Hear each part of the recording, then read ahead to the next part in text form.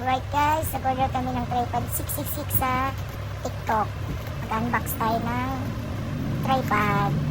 So, just umorder kami nito kasi may need kami gumala, mag-rides, mag-travel ng partner ko. Kailangan namin nito. So, ayan na nga, na-open natin. Ito yung remote niya guys, may remote siya. Yan. Ang kinanggandahan pa, meron siyang bag. Ano? Yan, yung bag niya guys. Ayos. Wow. Napakagandang tripod nito. Yan. And so, hindi ko alam kung paano ito kalikutin kung paano siya itaas. Nahirapan pa ako nung una dito. Hindi ko alam kung paano. So, pag-aaralan natin yan kung paano. Kalikot pa. Sige, kalikot pa.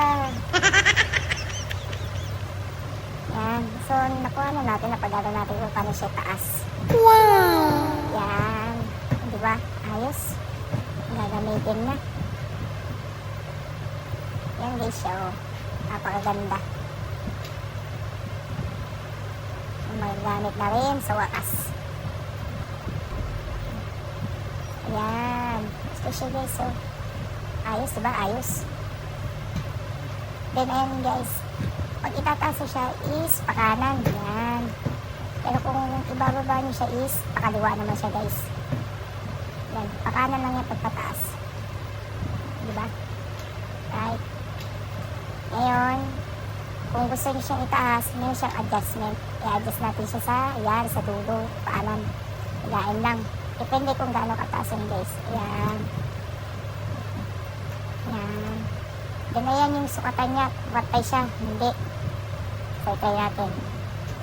Oops, hindi siya pantay. So, adjust sa likuran. Yan. Diba guys? So, ayan yung ano yung pwede nyo siya pag mag-video kayo. Yan. Ayos. Yung gamitin si Boy. So, ayan na kinaganda. May bag siya. Ay, saan magpunta. Yan, bit-bitin lang. Remote pa siya. Ayan. Ayan, remote. So, ito yung solution. Kung wala kayong kasamang picture, mag-video sa inyo. Kuya ayaw mag-video sa inyo. Thank you sa panonood, guys.